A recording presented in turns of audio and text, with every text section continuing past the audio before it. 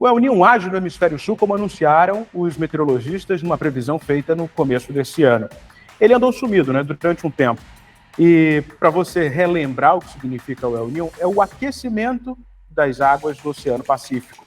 E isso atinge diretamente essa região onde está o nosso país, a América do Sul.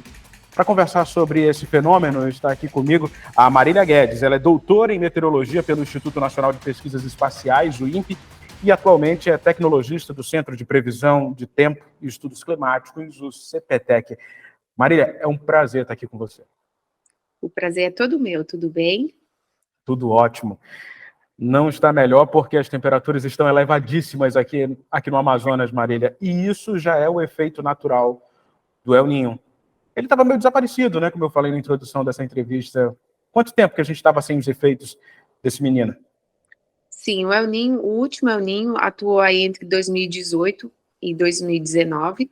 Agora a gente está com ele novamente, que seria justamente isso que você mencionou, o aquecimento das águas lá no Pacífico, mas isso tem um reflexo em toda a circulação da atmosfera e tem alguns efeitos em diversas partes do globo.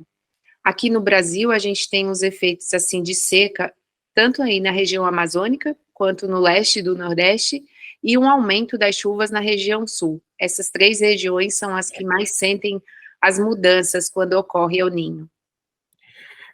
Marília, a sua especialidade, a área que você atua mais, é extremos meteorológicos. Eu fui ler o seu currículo e isso me causa uma lembrança, e uma lembrança muito triste do que a gente teve dos efeitos de uma estiagem severa em 2010 aqui em Manaus.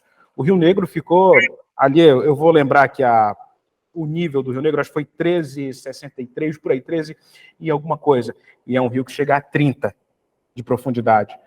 Isso é um nível absurdamente baixo para um rio como o Rio Negro.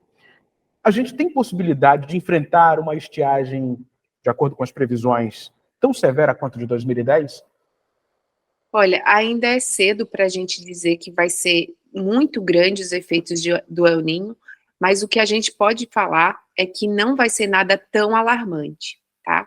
Os efeitos dele são sentidos principalmente ali por volta de dezembro, janeiro, que é quando ele está mais ativo, digamos assim, mas não vai ser nada tão alarmante quando se divulgou inicialmente, até ter, de fato, as previsões. A gente vai ter, sim, períodos de seca, mas esse de 2010 realmente foi muito significativo, como você mencionou. Depois a gente teve alguns anos, antes da atuação desse El Niño, numa laninha muito prolongada, que a gente teve muito cheias aí na região de vocês, cheias nos rios, nas bacias. Agora, com a atuação do El Niño, isso vai sim diminuir, mas não tão significativamente quanto em 2010. A laninha é o efeito oposto do El Niño, só para a gente esclarecer aqui, que já é o resfriamento das águas do Pacífico. Isso. E isso tornou a temperatura até mais agradável aqui em Manaus, que é um desafio e tanto para quem vive na região. E isso predominou por quanto tempo, o Laninha? Porque ele tem esse efeito de tornar a temperatura mais baixa, até aqui. Sim, esse último episódio de Laninha foi bem prolongado, ele ficou aí uns 3 anos atuando, então os efeitos são realmente o contrário do El Niño, A gente tem um resfriamento, muda a circulação, e com isso tem aumento das chuvas aí mais para a região norte do país. Já o El Niño é um efeito contrário. E o El Niño tem por volta aí de uma atuação que pode chegar até um ano e meio, em média. Tem um período em que o El Niño se intensifica e que a gente vai conseguir sentir mais essa predominância?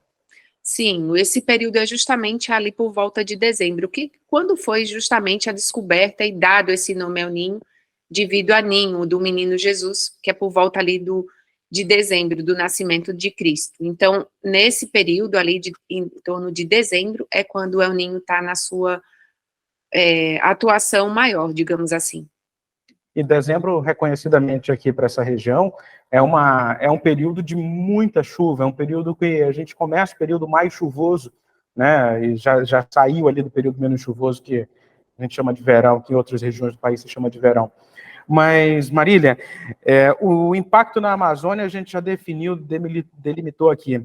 Agora, o El Niño tem uns efeitos que podem gerar um efeito econômico também no país. Aí eu me refiro ao que ele acontece no restante do Brasil, que são regiões reconhecidamente produtoras de alimentos. Eu vou lembrar de Goiás, no Centro-Oeste, eu vou lembrar de Minas, já na parte do Sudeste, Sul e também nessa parte mais baixa do país, em que vão ter efeitos que podem prejudicar safra, que podem prejudicar a produção de alimentos. Isso também já está sendo observado pelo INPE do ponto de vista das previsões do que vai ocorrer nessas regiões? Sim.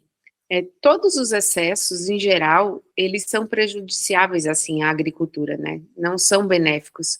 Tanto a falta de chuva quanto a chuva em excesso.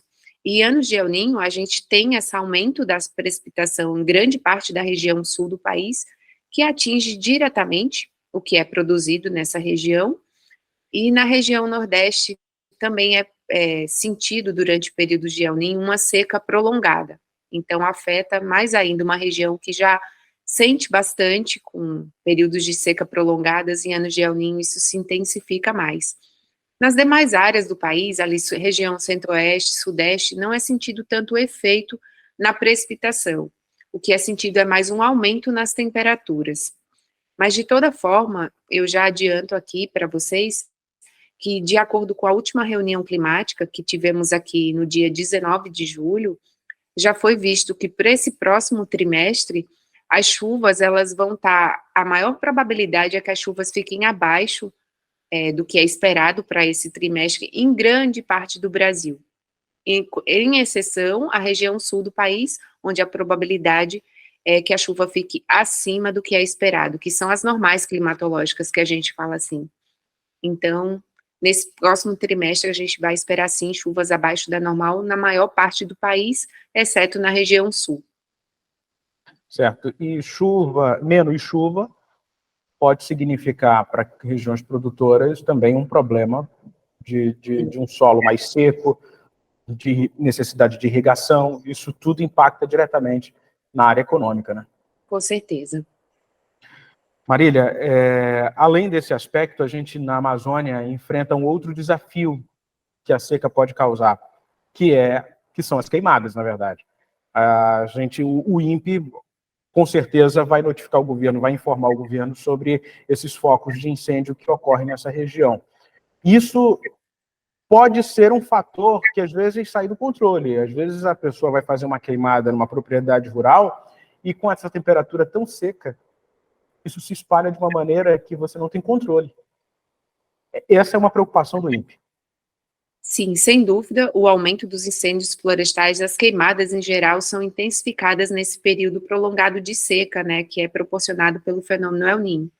O INPE, ele faz um acompanhamento desses focos de queimadas, são feitos relatórios e enviados, sim, ao governo, e vai ter todo um acompanhamento durante esse período. Certo.